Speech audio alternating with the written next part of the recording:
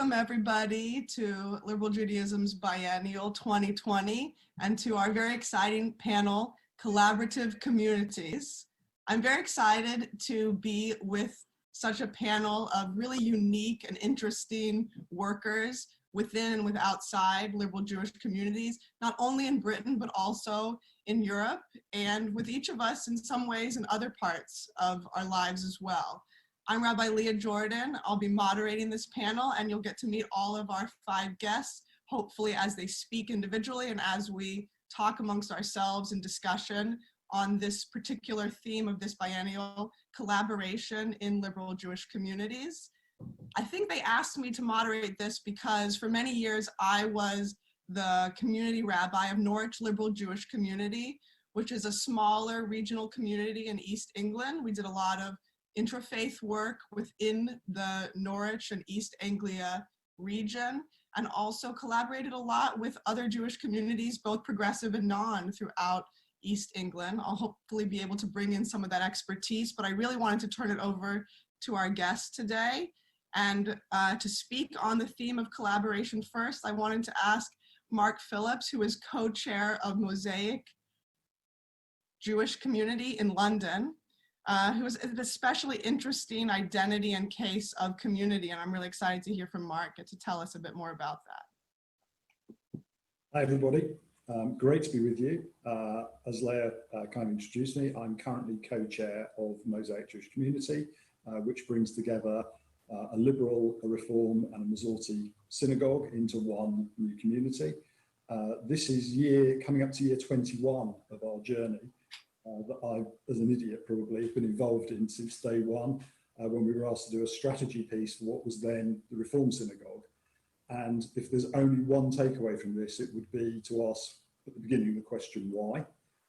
And our whys of why we went down this route were, when we were honest with ourselves, we just couldn't respond to the kind of challenges we were seeing coming down the line. And that's about increasingly different attitudes to Judaism, not just across generations, but just the diversity of our communities. And how could we possibly respond to that? In London, we're affected by the impact of Jewish day schools, and that again produces a shift in what we need to think about. We've also got ongoing geographic shifts as our community continues to move and increasingly be less concentrated in some respects into traditional Jewish areas. So those are a set of challenges which we didn't feel we could respond to suitably on our own.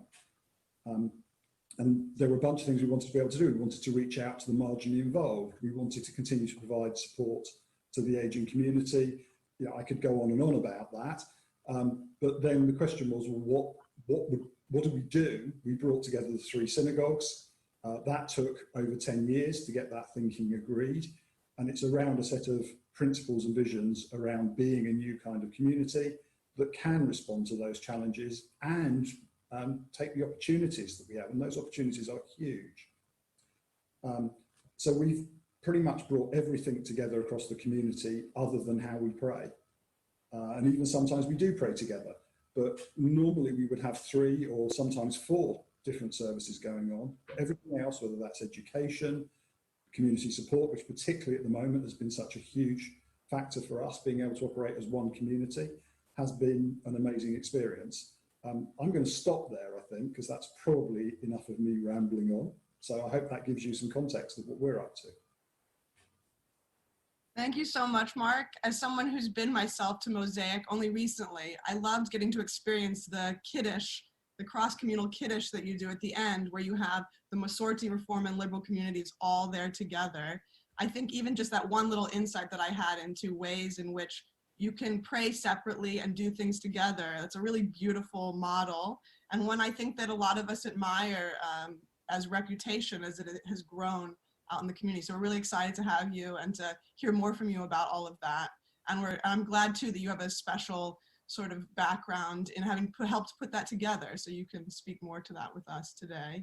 I wanted to turn it over now to Rabbi Sandra Kviat, who is the rabbi of Crouch and Haberah here in London. Here I say, it's where I'm sitting, and also rabbi of Shirat Sofon, the liberal Jewish progressive community in Copenhagen. I think I got that a bit out of order, but Sandra, you can you can tell us more about it all. Yes, thank you, Leah. Progressive, I guess, is what we call it in Europe. There's no understanding of difference between liberal and reform. So I've been a rabbi for nearly 10 years, and before I was ordained, as you all know, we of course as students work with small community, any community really, in our years. So I guess it's come out to a lot of years actually, and I guess my experience and expertise is in small communities in particular. I was blessed to actually be with Janet Berkman in Peterborough. It's one of my very first, nearly very first high holiday. I can't remember if it was that one actually. And that has been my main experience of working with small community, both in my community role as well as my LJ role. So I was working for LJ for nearly 10 years. And collaboration wise, one of the really interesting things I was doing was the converts and proselytes in communities without rabbis.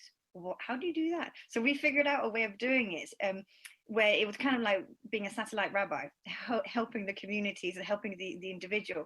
And I think that really taught me an important thing about collaborating both as a rabbi in the community and as a visiting one, which is on the surface, our communities will look a lot alike.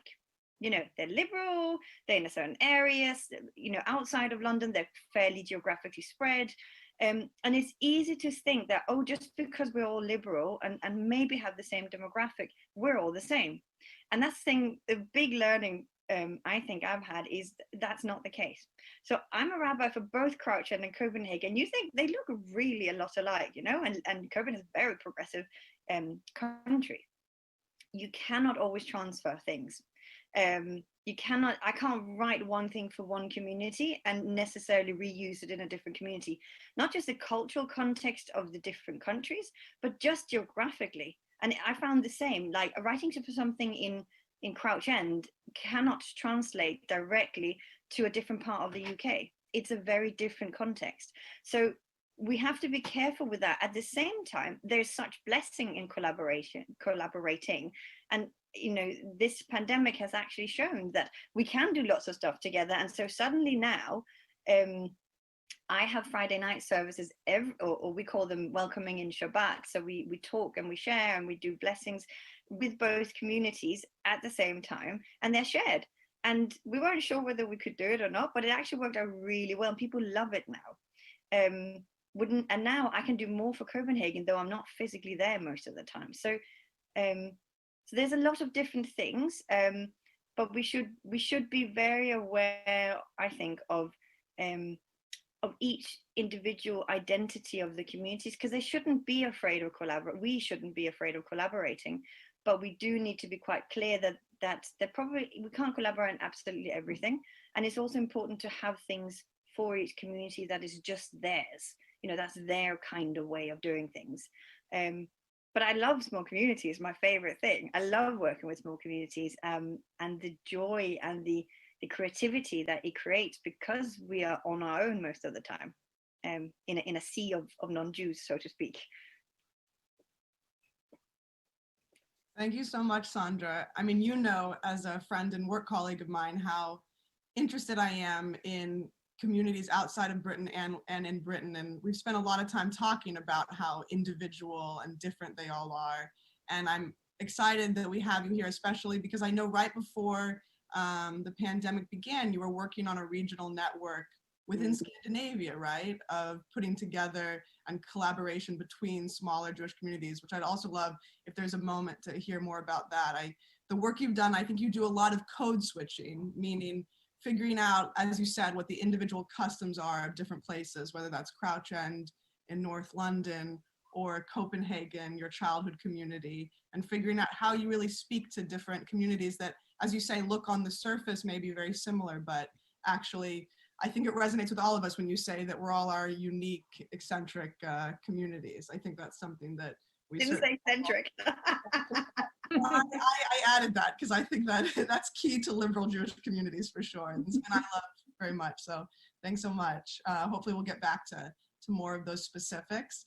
I'm excited now to turn over to our next panelist, Owen Power, who is a member of Manchester Liberal Jewish Community, as well as an associate member of York Liberal Synagogue. So you come bearing the hats of two progressive northern British communities, as well as being an activist for accessibility within Jewish communities. So we're really excited to hear from you, Owen. I'll turn it over to you. Thank you, Leah. Greetings from Manchester, and it's absolutely wonderful to be talking to so many members of our progressive community today. Now, as you could imagine, as someone who is deaf, gay, an immigrant, and a Jew, you can imagine that I've got quite a lifelong experience of protest and rattling cages.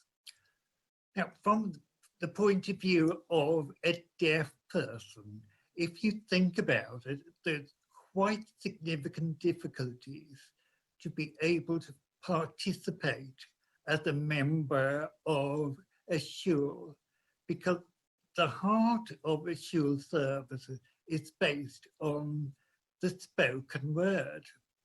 There is very, very little visuals. There's no ceremonies as such in the sense of bell ringing, incense, robes, etc., etc. So initially, when I joined my community about 9 years ago, I just expected to sit back and, not to have a fuss and just savor the atmosphere. Now, obviously, I knew the liturgy and I knew what was going on, even though I could not actually hear. So it was all guesswork. So I went along with this for a number of years. Then, because circumstances in the community changed, because we were a very small community, we really needed to collaborate with Liberal Judaism head office, as I call them, plus Leah. So as a result of that, we were allocated a student rabbi, Lev Taylor. Now, Lev came to the community, and for me, it was a game changer because he reached out to me and gave me the opportunity to come in and actually get involved. He asked the right questions in terms of how could he make it possible for me to participate.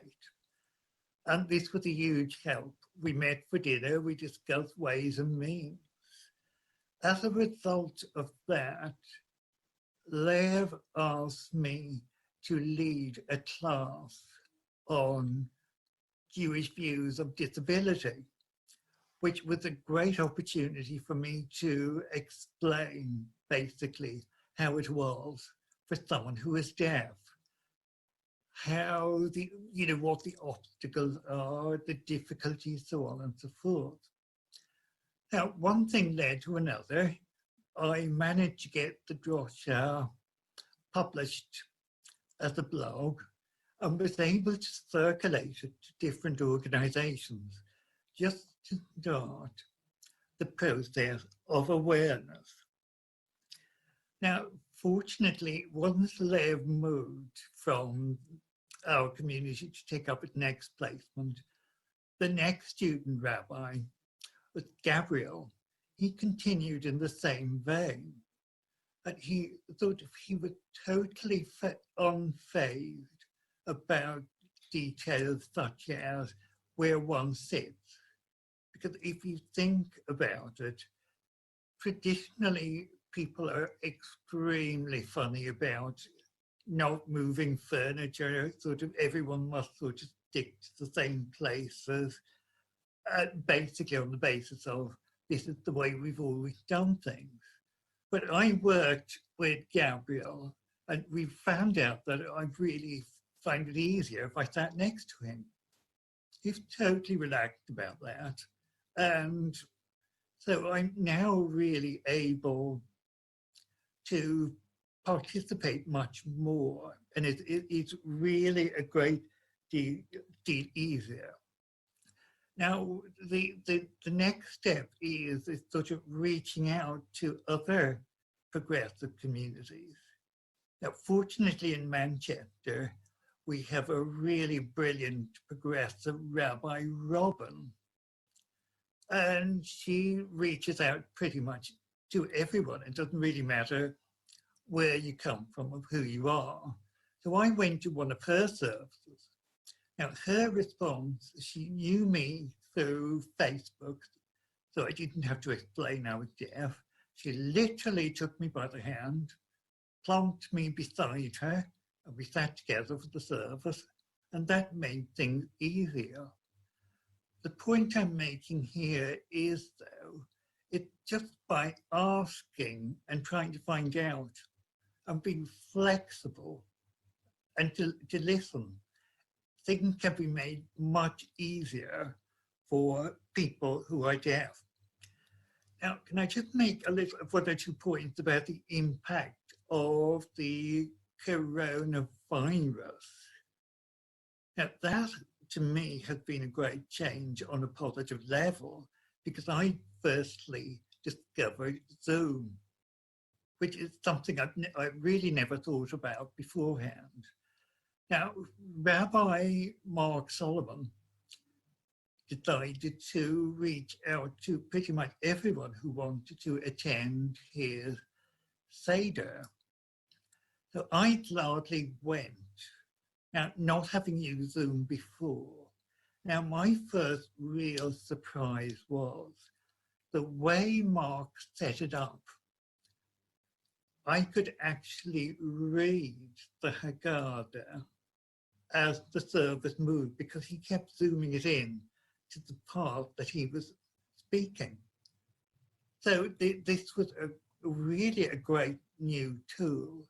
And I'm just thinking in terms of after the lockdown, etc., how we might be able to use IT to enable people with hearing issues to follow what is going on.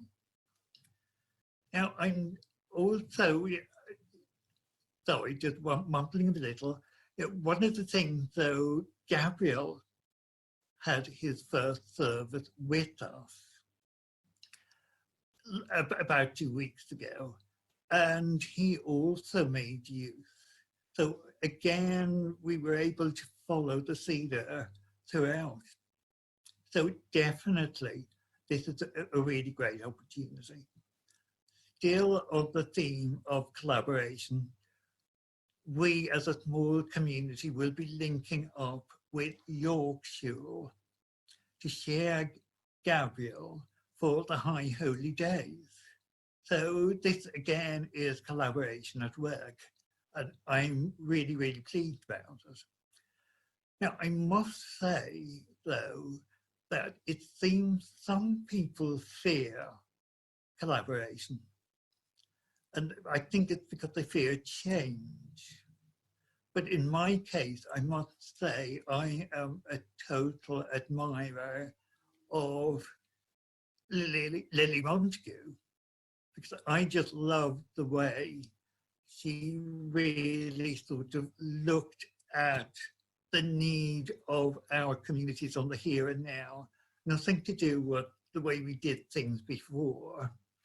So I sort of use Lily as a good sort of role model to fight for change and get away from this. We've always done things this way and we're going to continue. Change is good. Okay, back to you, Leah.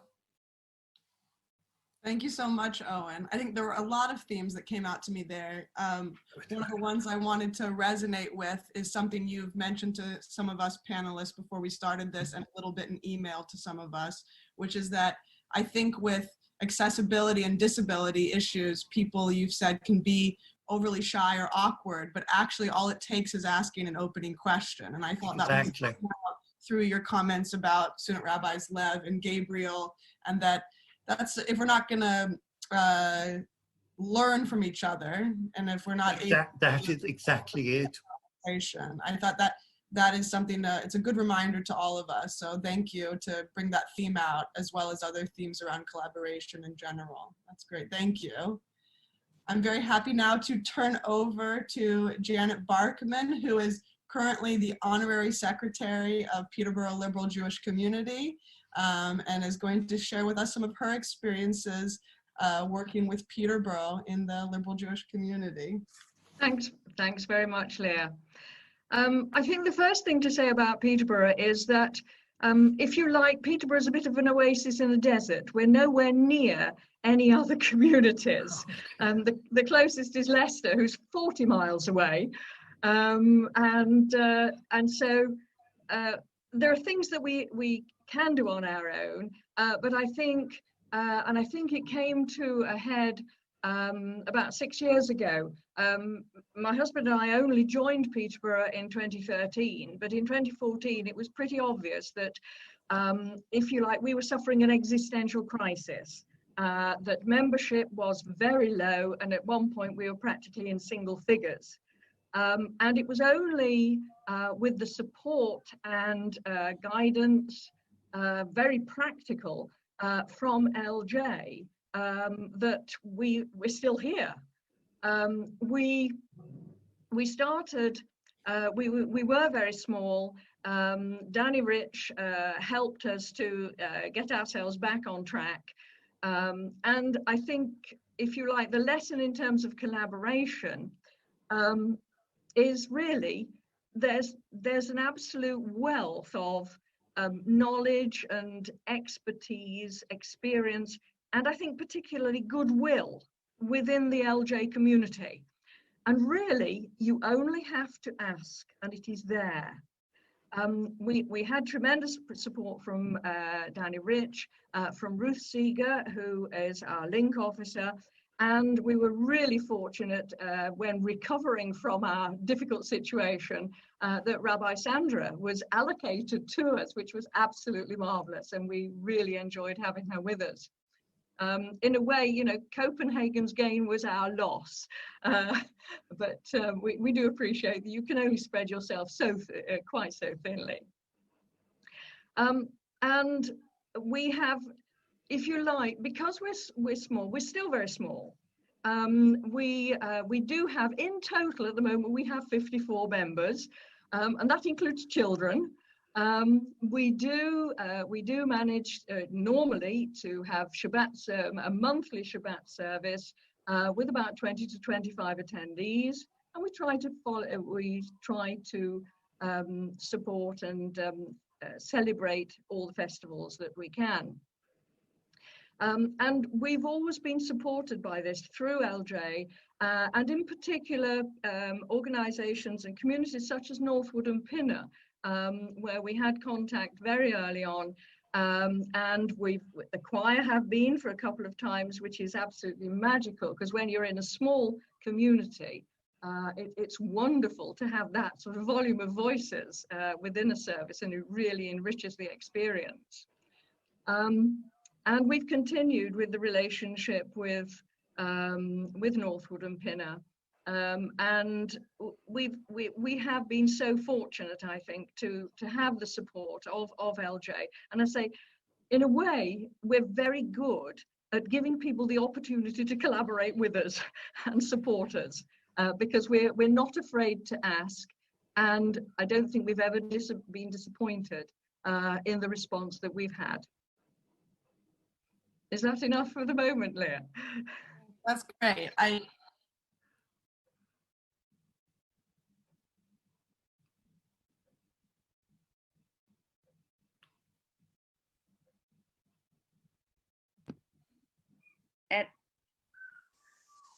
So it looks like we might have oh, there's Leah.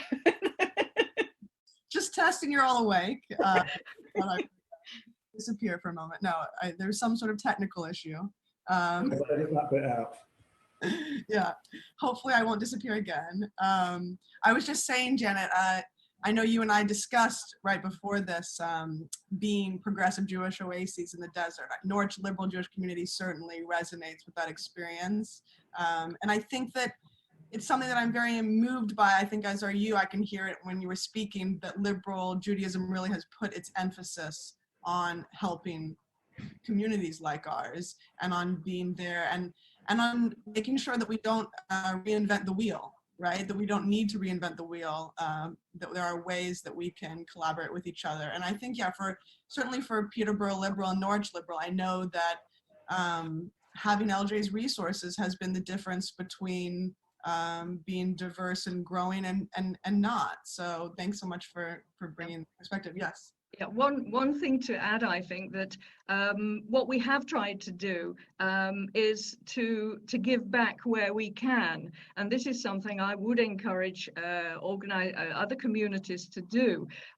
Those who attend the LJ Council meeting will know that I do bang on about the resource bank and how it could be far better utilized than it is, because it is incredibly useful to have the opportunity to see what other communities have done in different contexts. And when, we had tremendous support when there was the whole issue of GDPR, where we all needed to put together some data protection materials. I made sure that when we had completed ours, that I sent it to Shelley to put on the resource bank, because I feel, I don't want other communities to have to reinvent the wheel. If we've done something that we're very pleased with, that we're very happy with, and other people, and I don't think people would copy it, but it gives that baseline that points you in the direction of maybe we should be thinking about this, this, and this, which you can then build on. So you're not reinventing wheels, you're building on the experience and the expertise within other communities. Absolutely. Sandra, I saw you, I think, wanted to add something. Yeah, I just wanted to say it's easy to think that, they're the big communities and they can help the small communities. And it's kind of like a top down, right? Like we have nothing, we need something from them, whoever they are.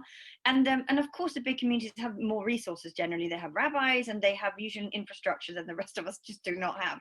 However, I think even just seeing who we are here today, and some of the things that Jana was saying, just because you are number-wise smaller than a big community, it does not mean that the smaller ones don't have an awful lot to give. I mean, just what Owen has been I read your blog, by the way, just having, what they do in Manchester and what you are highlighting around disability, I haven't seen that in any of the big communities necessarily. Or actually a small community can still have as many kids and teenagers as a large community and you still have the same needs. So we shouldn't think, oh, we're so small, it's so terrible and we always need help from the big ones. It's just not how it is. It's a much more of a partnership, and maybe sometimes collaboration is not always the right word, because there can be a sense of difference in size, and therefore what you can do. It's partnerships, and we as a community in Crouch End, we collaborate or partner with some of the large ones on specific things, but it doesn't mean we don't have anything less to give than the big ones. So Janet, thank you for pointing that out. I think thank you. Yeah, thank you. Mark, I think you wanted to add something. Just reinforcing that point, I think we're classed as a medium-sized community. We, in total across Mosaic, we have 900 members. If we could on a regular basis get nearly half our members turning up for things we did, that would be extraordinary.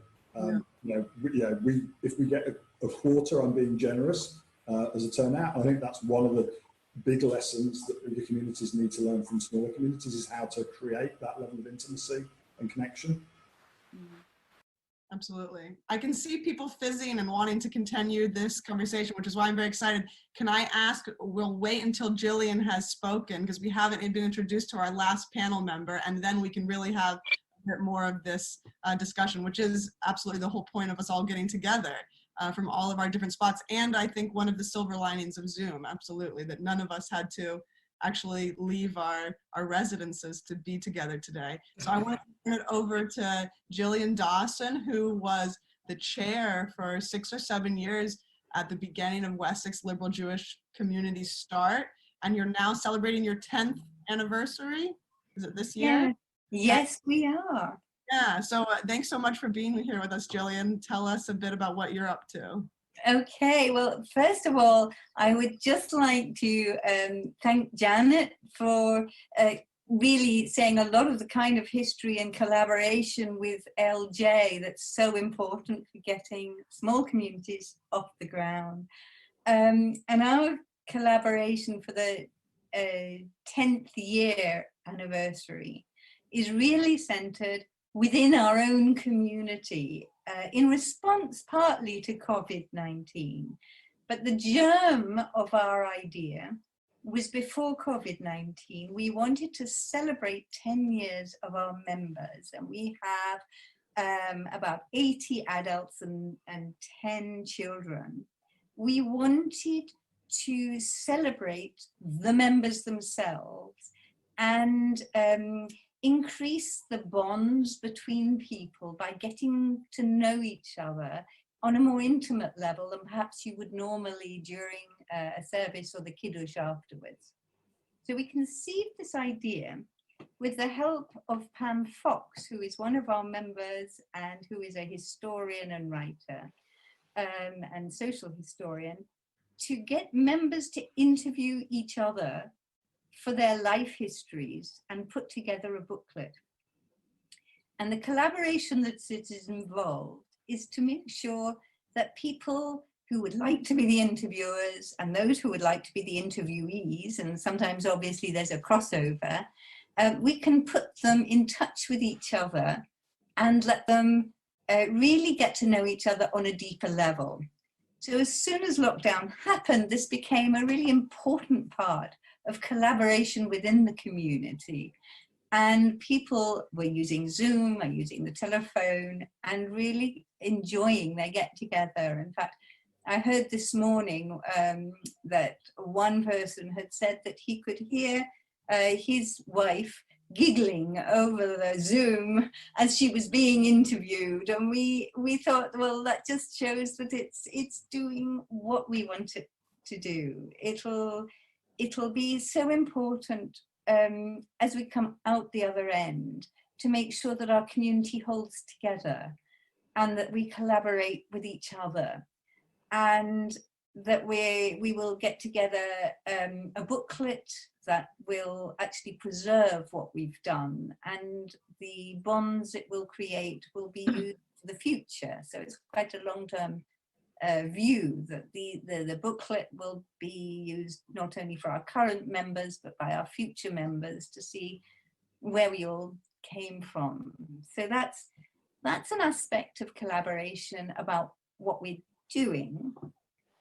And I thought that I would also talk about how we go about it, because the ideas are often the easy things to do, but it's to make sure that it goes through the whole process within the community so that it has council support, which is absolutely vital for something like this, that people are involved and kept informed, that we ask not only through our regular newsletter, which is done by one of our members of the community, but that also people are asked individually, because although it can be in the newsletter, you don't always get a response, but it creates the buzz and the vibe.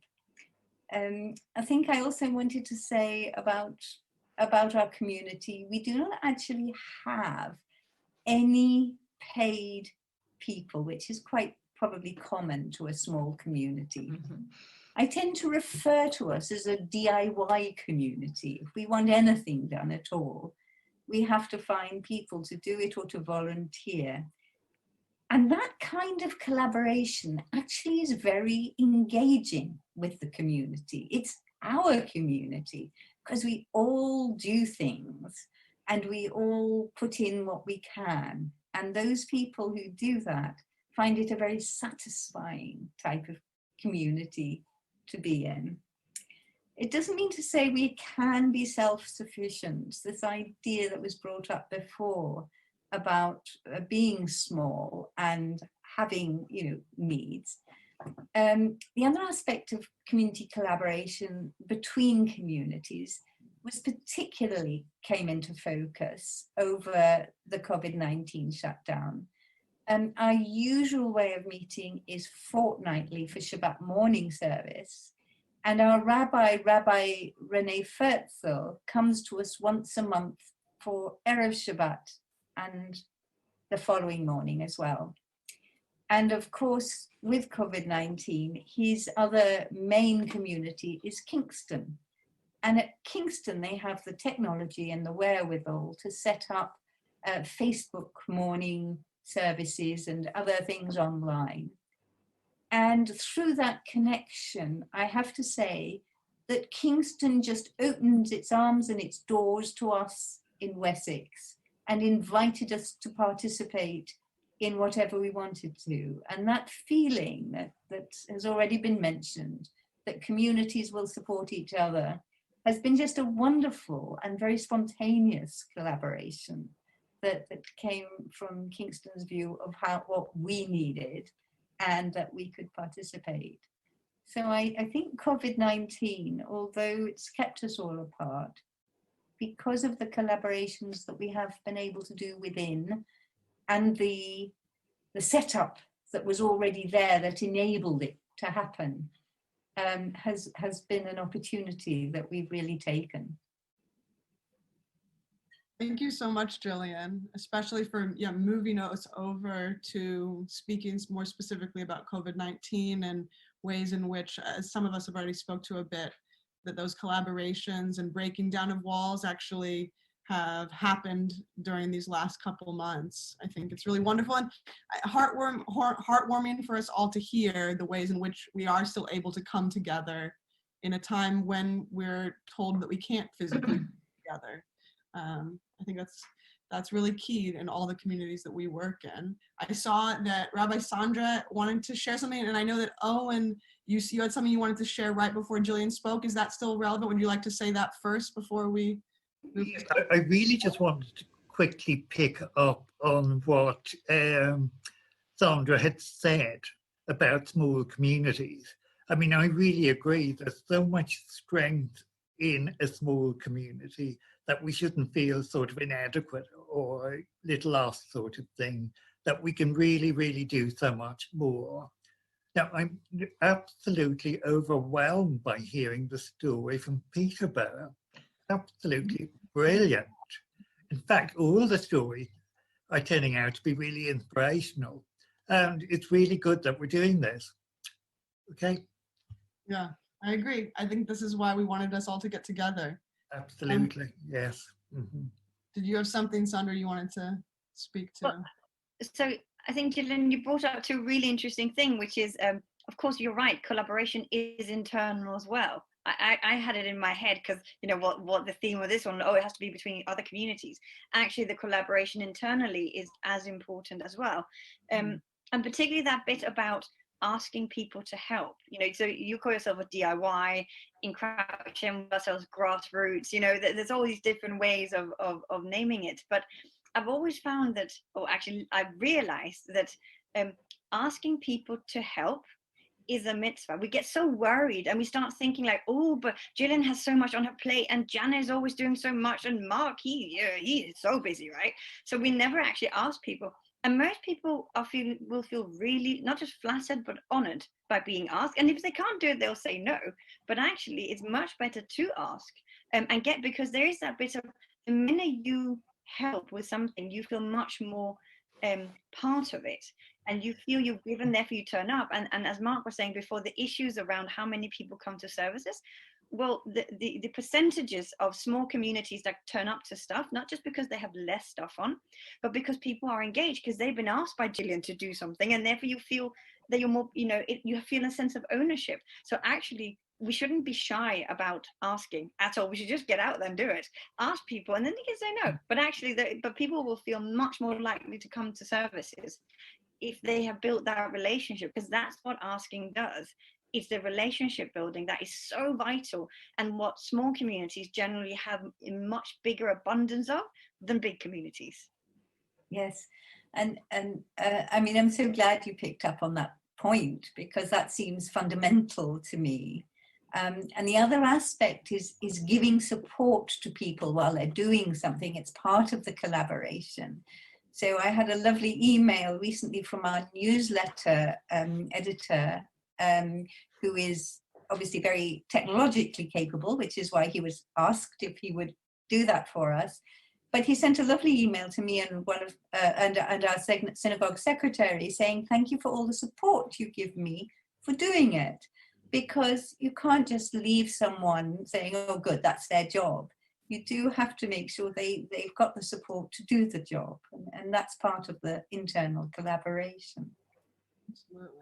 Mark, you wanted to Yeah, jump well, in? to add to that, one of the very interesting things about the Mosaic experience as we came together was Mosaic Mazorti, Hachen Mazorti as was a 100-ish member community. And there was a lot of concern at the beginning that how could they be an equal partner alongside, for example, the 600-member Mosaic Reform community. And what we actually found, it was genuinely a partnership of equals, because that community brought just as much to the party, and what they've contributed, and feel just as much a part of Mosaic, because that factor that we've just been talking about, that the level of engagement in the smaller communities is so much greater. And there was a huge learning for Mosaic Reform in particular about how to re-engage with the community that came out from that.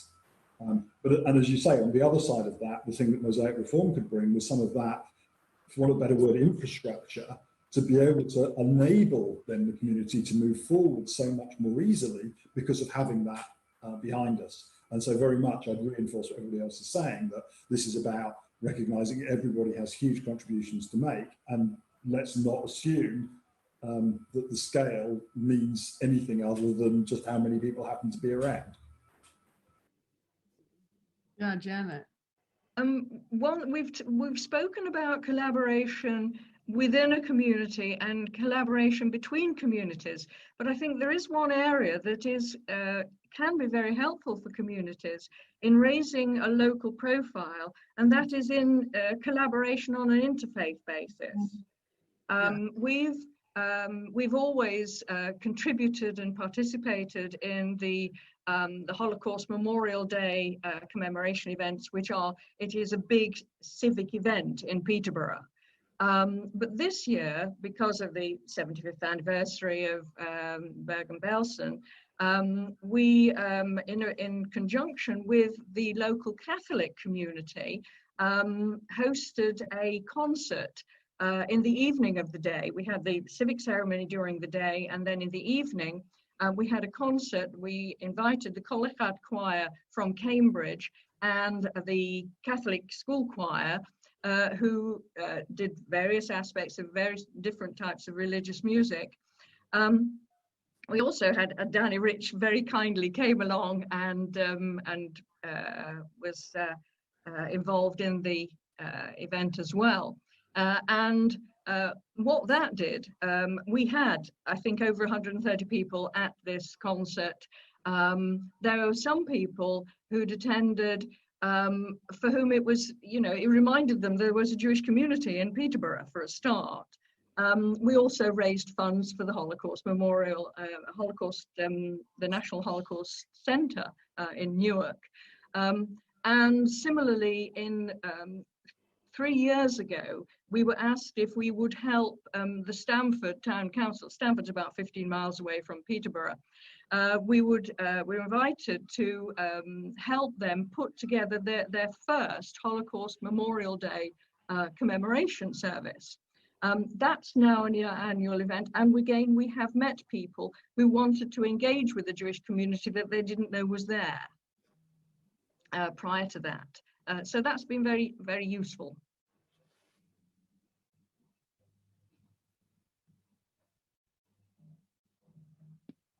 I think Leah's stuck again. Mark, why don't you continue?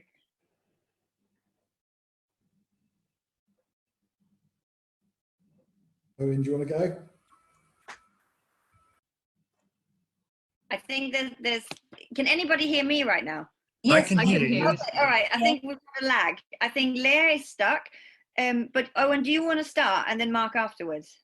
Yeah, could I just say a quick word about taking on what Janet was talking about, collaborating with the wider community? I think that's a really important point, because I'm a member of the Jewish Labour Movement Northwest, and I'm actually the LGBT officer. And what I'm trying to do is arrange for the group to march in Pride in Manchester in August. and to bring in the shul, because I think to have a visible Jewish presence on the Pride March would be really, really important. And, you know, that's something that I really want to do. No, it's a great thing to bring in, that the way collaboration works is that it's between faith communities, it's within our own community, it's across Jewish communities, it's across different marginalized communities of which the Jewish community Absolutely. and Yes. all of those bits. Mm-hmm. Yes. I think Mark wanted to say something before. Well, I was going to add to that. I'm not sure, it's one of those interesting things about when you talk to people, you never know what opportunities are going to come out of that. So at the moment, you know, I'm very aware, you know, we are in the borough of Harrow and Brent, which was kind of ground zero in the UK for COVID. And we were very, very hard hit in the early days with the number of illnesses and unfortunately deaths.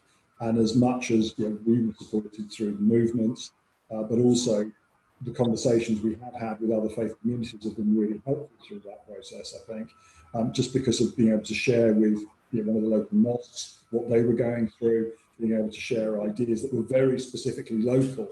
And although they were grounded in a faith response, reality that wasn't necessarily a specifically Jewish faith response to the situation. So as I say, you never know. And having those contacts, if we hadn't had those relationships, those conversations wouldn't have been happening. So. Absolutely. Sandra, I saw, and then Gillian, and then unfortunately, we're going to have to wrap up. This has been wonderful, but we're coming to the end. Yeah, Sandra. So I just wanted to reflect on, it can feel very much we are helping others, so to speak, in our collaboration, and what do we get out of it ourselves. So as part of the multi-faith network, which I think most communities are part of, they are incredible. Before COVID, they weren't always so useful, I have to say. But because we are now, it's a very nice way of putting it, probably, trying to be diplomatic. But actually, because we're now in the same scenario as everybody else, no matter, it's not about the religion, it's about where the people are at. Actually, we've had the most incredible, every week I meet up with all the local other faith groups, as well as on those calls are the council and the head of police in our area and the head of the local hospital, which, by the way, is also one of the, unfortunately, the hospital with the most amounts of COVID deaths, which is very difficult. We've had the head of nursing is always on the call. So so we are all hearing the same message, and it's great to share across. We've just done a video because of the fears around of unlocking lockdown, and it is called Pray Safe, Save a Life. And so we made these little videos that's been put together by the council and is now being streamed everywhere, because some of the faith communities are having more difficulties getting their members to not come and to not do stuff because of the rules in their religion of how you pray together or do stuff together. So that's one where the faith collaboration has been really, really great. But the other one that came as a big surprise is that we joined Citizens UK, which some of the communities in LJ have been are part of or been exposed to. And as we all know, Citizens does justice, right? Which is long-term, slow, and change will happen, but you need an awful lot of patience for it.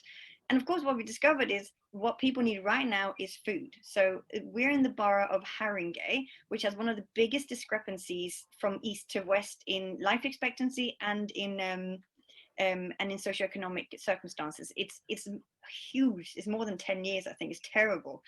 And we, because of the collaboration we already had through Citizens, we wanted to help, right? People desperately want to help in this pandemic. Most of us are stuck at home and are actually okay. We're actually okay.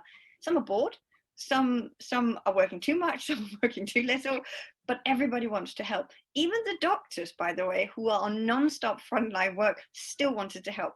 So we discovered that one of the schools, the school meal voucher system wasn't really working in the early days, and actually it only really got going last week, I think. And the families didn't have any food at all. And so we've been donating food every week, quite a lot of it, to this school. Now, that's not because we're so wonderful and great that I'm mentioning. It's not about us, right? What is interesting is how it feeds back that we do something for others, right? It is great for us, not because it makes us feel high and mighty or anything like that, but because in helping others, something changes internally in the community. And so we shouldn't, I think, fear pouring some of our energies outside of the community as well, because actually the benefit coming back is incredible. And it starts these conversations internally about who we are, what matters, what does it mean to give charity, why do I feel like I need to have a thank you when I really don't, all these other things. And so the giving to others, so to speak, the partnership with others is never a one way. And even in the interfaith context, like the extreme interfaith context right now, actually brings an awful lot to us. Like, it really helps my community to help others. Amazing. Thank you. Gillian. Yes, I'll pick up on that theme on social action and interfaith collaboration for just mentioning something in Wessex that's happened since 2016. It wasn't official through official channels, but several members of our community joined in, and so did a couple of the liberal Jewish rabbis, people from the Christian community and the Quakers, and all sorts of other people, whether or not affiliated, to buy a house for refugees coming to this country. I mean, we haven't forgotten the refugee crisis, but we realized that the most difficulty was housing. And believe it or not, we got together 42 people, and they all contributed. I think we raised £250,000, which is enough to buy a small terraced house in Bournemouth, and a local charity who works with refugees brought us in a refugee family and takes care of them. And now that's a success story. The husband actually now has enough English to have a job. And it's a job that during COVID-19 has actually continued. So that kind of social involvement is very much our tikkun olam and how we collaborate in that way. Thank you. I'm sorry we've come to the end of our time. I want to thank you all so much for being part of this. And I knew that your stories of collaboration would exceed expectations, would exceed imaginings, and I'm not actually surprised that has been the case. Just the little bits of little things that we've touched on and the successes of each of our communities and the communities that we're largely a part of is really, I think, an inspiration to hear. And to that end, there's a lot of expertise in this virtual room right now. So we're going to share with people who have come to view this some links, I think, that will be available with this session, how to get in touch with us. We're going to share, Owen, your drasha, your blog on accessibility, and if there are any other links that any of you want to share with us, and we can put that in the session blurb. There's going to be a way to do that, I think, and our contact details.